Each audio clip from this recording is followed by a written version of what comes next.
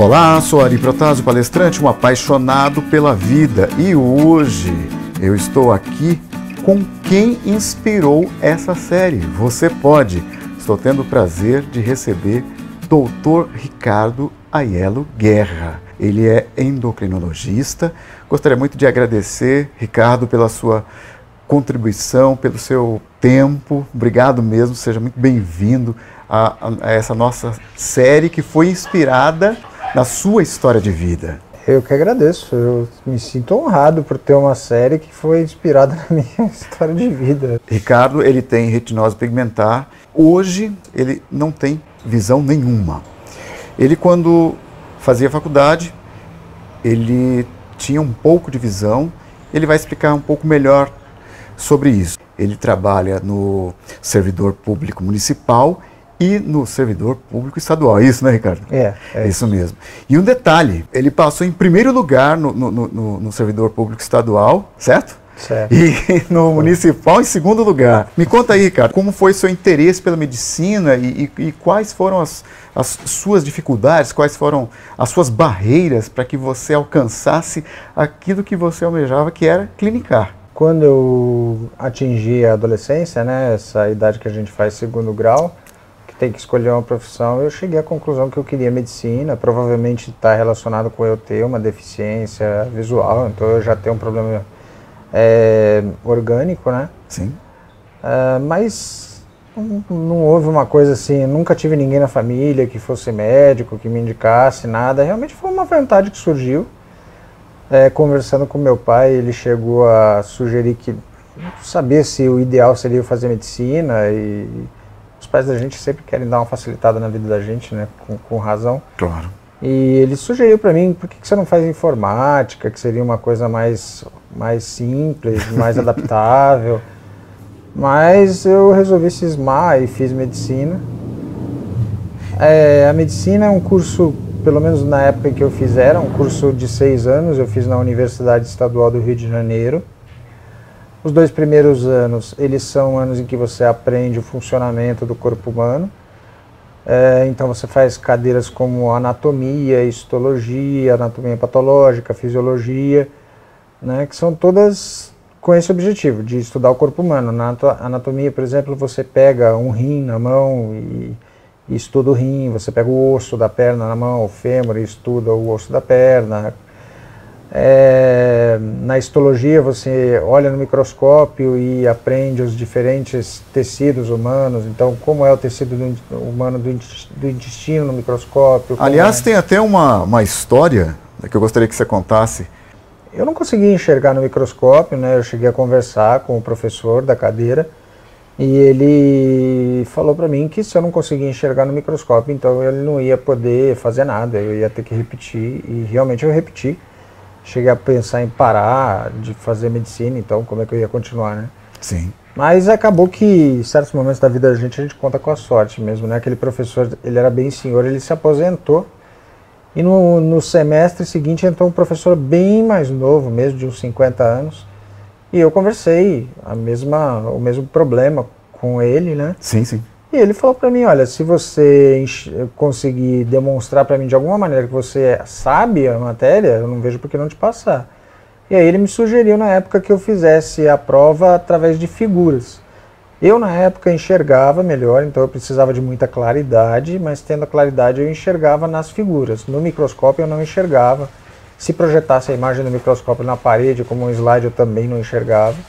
Mas a gente descobriu que com bastante claridade as figuras eu enxergava, e aí eu passei inclusive, acho que foi a única matéria que eu tirei 10 na faculdade, foi aquela. Você, como profissional hoje atuando em 2 hospitais, aliás 2 grandes hospitais aqui de São Paulo, como que você hoje enxerga a questão do preconceito em relação a você ser um médico e por acaso ser cego?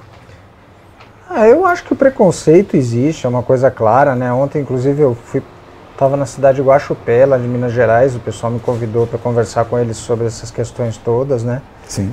E a gente acabou falando bastante sobre essa questão do preconceito. O preconceito contra deficientes visuais é muito notório, né? Se você ler a Bíblia, por exemplo, o deficiente visual é colocado na categoria dos leprosos. Então é muito... a sociedade acaba tendo muito medo da deficiência, da cegueira em si. Certo. E eu acho que existe preconceito contra vários outros segmentos, negros, homossexuais, e contra os cegos talvez seja um dos mais pesados. Uhum. Eu mesmo tive dúvidas quando eu perdi a visão se eu iria continuar trabalhando, como os médicos iriam aceitar, como os residentes, como os pacientes, como eu mesmo iria me sentir, né? Sim. Não foi uma coisa automática, mas conversando com as pessoas, com chefes, com residentes, com pacientes, eu acabei percebendo que daria para continuar atendendo de uma forma modificada, de uma forma adaptada, né? Sim. Que eu acho que é o que o deficiente visual e qualquer deficiente muitas vezes precisa, uma adaptação para manter um trabalho, né? Quando você tem deficiência visual, você passa por diversas situações de preconceito realmente, né? O que o pessoal diz, por exemplo, algumas pessoas, outras com deficiência visual que eu considero muito qualificadas, para mim até é o seguinte, Ricardo, se tiver eu deficiente, um sujeito com a mesma qualificação que eu enxergando, ele vai contratar, o contratador vai contratar o que enxerga. Então isso aqui acaba ficando muito desigual. Eu acho que no concurso público fica bem mais igual. Porque no concurso público é simplesmente, ou é principalmente, pelo menos, a nota da prova. Se você tiver uma nota boa da prova, não tem como o cara te tirar, né? A não ser que nos outros quesitos, mas aí são todos quesitos muito técnicos, né? De doutorado, se tem doutorado, se tem mestrado. Então eu acho que o concurso público para os deficientes visuais acaba sendo interessante nesse ponto. Então, você entende que o concurso público ele te deixa em condição de igualdade com os outros concorrentes. Eu acho que pelas regras que ele estabelece, ele praticamente anula a questão do preconceito. Perfeito. E aí eu acho que ele joga mais igualdade na história. Perfeitamente. Né? Não digo que numa iniciativa privada você não encontre isso. Sim, né? sim. Mas eu acho que no concurso público isso é bem claro. Eu vejo muita gente que procura concurso público e acredito que seja por esse motivo também, além de outros, né? Da estabilidade. Perfeitamente. Eu lendo algumas das reportagens na qual você foi entrevistado, lá você disse que você conta com sempre o apoio aqui nos hospitais de um residente, que dá ali o apoio para os assuntos burocráticos, né? Por exemplo, anotação, essas coisas todas, você tem o apoio de um residente em suas consultas? Eu trabalho no Hospital do Servidor Municipal e Estadual. Sim. Lá eu coordeno alguns ambulatórios, então, por exemplo, no servidor estadual eu coordeno um ambulatório de câncer de tireoide.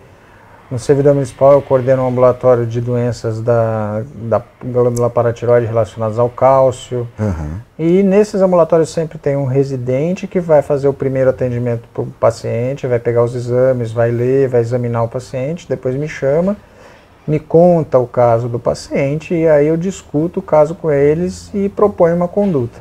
Como se não bastasse, você também atende em Atibaia. Eu atendo uma vez por semana em vez? Atibaia, na terça-feira de manhã. Ok.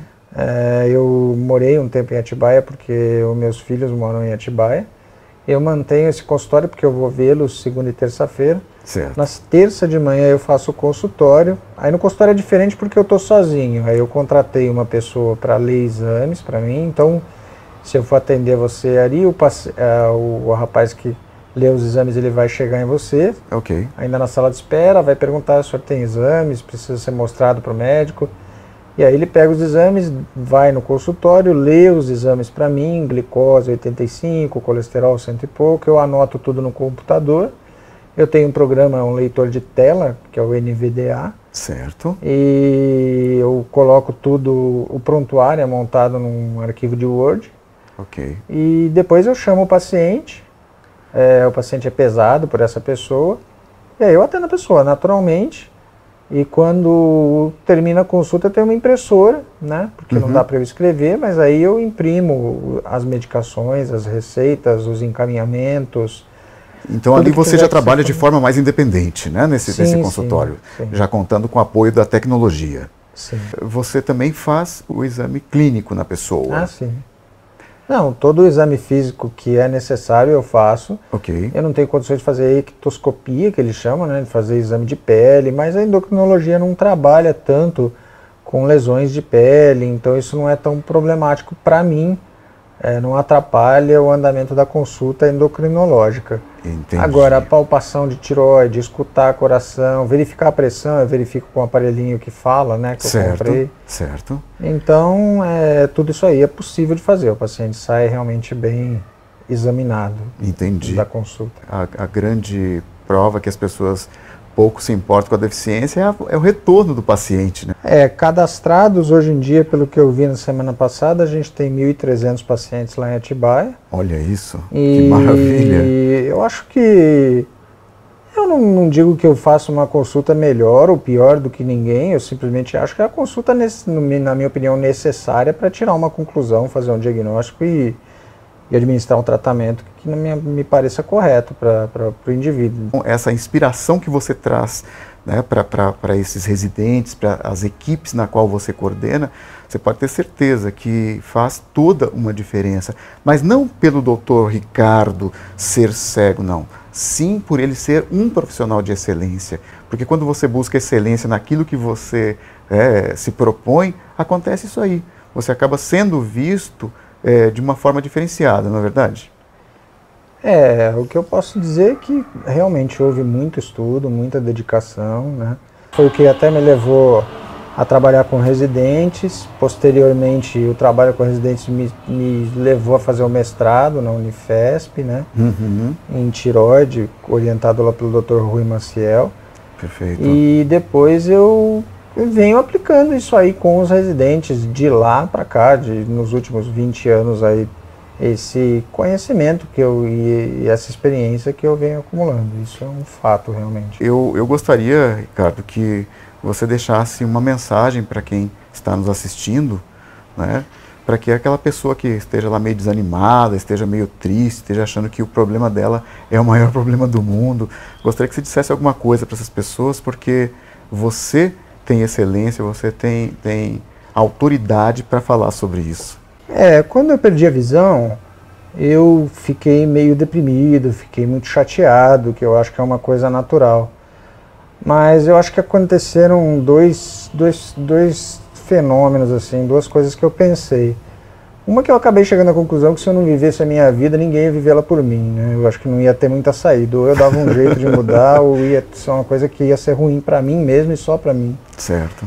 E outra coisa que me deu muita força foi a questão dos meus filhos, né? Eu cheguei à conclusão que, meu Deus do céu, Então o exemplo que eu vou dar para os meus filhos é, olha, quando você tiver uma dificuldade, mas uma dificuldade que você acha que é bem grande, então você não faz mais nada. E acho que esse não é um bom exemplo. Eu acho que um bom exemplo seria tentar superar. E foi o que eu tentei fazer e graças a Deus vem dando certo. E eu quero acreditar que seja um bom exemplo para os meus filhos, para o Leonardo, para a Camila, que são as paixões da minha vida e para quem eu me entrego de corpo e alma. Que eu esteja dando um exemplo de continuar caminhando, né, com serenidade, com amor, com tranquilidade e colaborando para uma sociedade melhor. Que maravilha. Então a lição que eu tiro é superar é preciso, não é? Para você ver, quando você quer, você pode. O exemplo está aqui. Ricardo Aiello Guerra. Parabéns, Ricardo. Muito obrigado pela sua generosidade de nos atender. Eu fiquei muito feliz em conhecê-lo. Obrigado mesmo, viu? Muito obrigado a você, muito obrigado pelo rapaz também. Mas somos rapazes, somos jovens.